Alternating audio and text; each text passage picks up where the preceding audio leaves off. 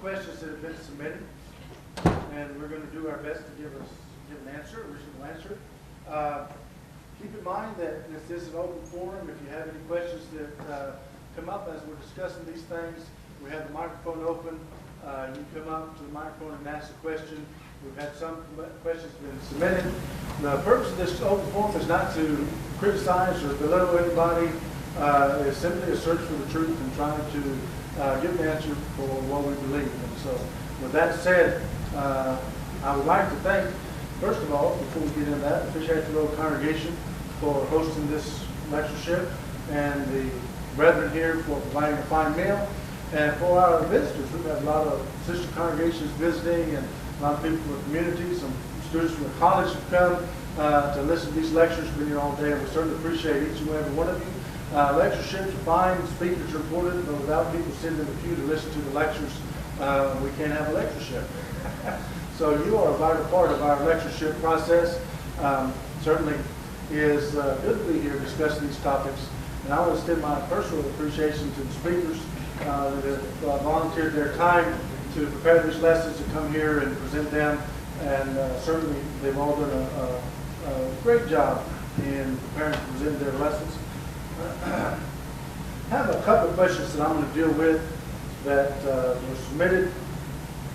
What specific evidence from the Bible or other sources prove that God is the creator of the physical world? We've been hinting around, I guess, maybe not hinting, we've been pretty specific about the type of evidence that we need to be considering, how we approach that evidence, and reason according to the evidence. Science will not provide the answer that we're looking for about the creator of the universe. We have made mention, probably in at least 3 of the lessons, and Jeff might have mentioned it and escaped my notice, at least 3 of the lessons that we've had today, that there's only 2 possibilities for the source of the universe, for the existence of all that there is. One of those possibilities is evolution, spontaneous generation, or special creation, and that would imply God. I'm going to make an argument that is not original with me, but it is a good argument. And I've asked you to be patient. David Brown said that I'm going to confuse everybody. And that might be the case. It wouldn't be the first time I confuse people with what I have to say, but we're going to give it a try. Jeff, that big blue button right there, would you punch it, please? This is an argument that Brother Thomas Warren used in his debate with Anthony Flew back, I don't even remember, back in the 70s, 76. It's transcribed in book form. I know there's videotapes that were made available. I don't know the source that you get those. They're on YouTube. They're on YouTube. That's right. I did see that on YouTube. You can find it on YouTube. Thomas Warren and Thomas Flew debate. It's an outstanding debate. If you want to watch that, it's on YouTube. Warren Flew. Warren Flew. What did I say? It's Thomas Flew. The Thomas Flew. The Warren Flew debate. Was that? I told you I was going to confuse you. But anyway, this argument, although it looks confusing, this is just symbolic logic. Each one of these letters are representative of a word, okay? And we understand that. And for the sake of abbreviation, we have creation and evolution. Now, that's the only 2 credible possibilities of the origin of man. Remember, David talked about empirical evidence. We see empirical evidence. Well, man is empirical. We can verify we're here. Where do we come from? That's the question. The only 2 possibilities are creation or evolution. This V with a circle around it, that's what we call strong disjunction. If creation is true, then evolution cannot be true. If evolution is true, creation cannot be true. If we falsify one, then the other one has to be true. They cannot both be true at the same time. And that's why I said during my lectureship that theistic evolution doesn't wash. because it's either or. It's either creation, the Bible account of creation, or it's evolution. Now the question is, what is the evidence that God created all things? Well, when we get to the end of this, then we're going to understand that if it's creation, therefore, that implies God. If it's creation, the only reasonable account of creation is God. If we falsify evolution, then all we have left is creation. And if it's creation, then that implies God. Right? But evolution implies that man is here either by birth or transformation. That's what I was talking about in my lectureship this morning. That's one of the implications of evolution. Now, these are the only possibilities. Humans are not born of apes, and apes are not transformed into humans. That's a universal truth that all biologists would accept. Life comes from life.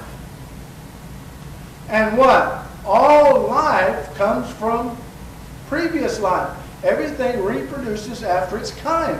Apes don't give birth to apes.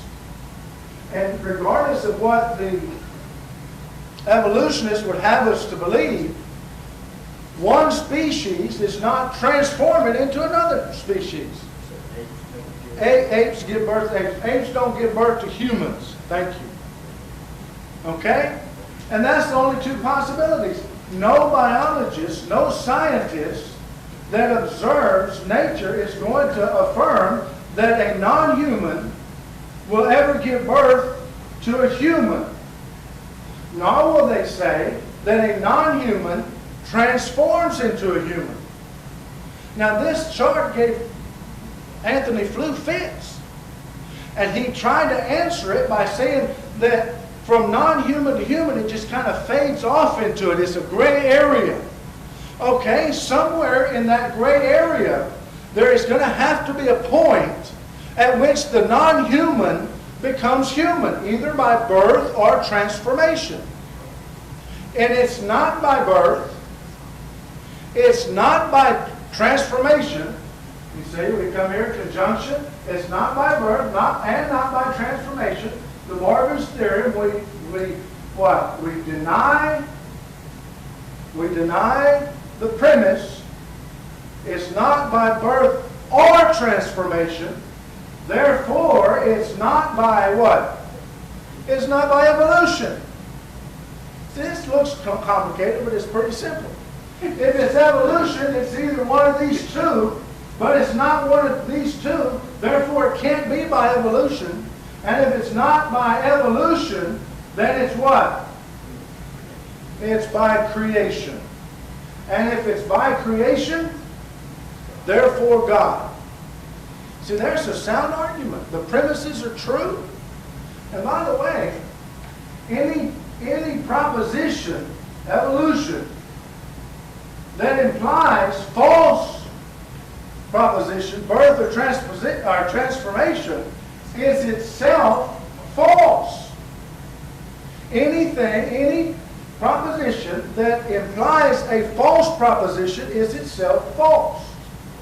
Now, we falsified evolution, and since these are only two possibilities, strong disjunction, it's one or the other. Since we falsified this one, all we have left is this, creation.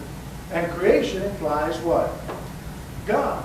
There's an empirical argument based on what we can see and experience, combined with correct reasoning and logic, that brings us to a proper conclusion. Okay? Now that's the thing. Our premises are true. The form of our argument is valid. Therefore, we have a sound argument.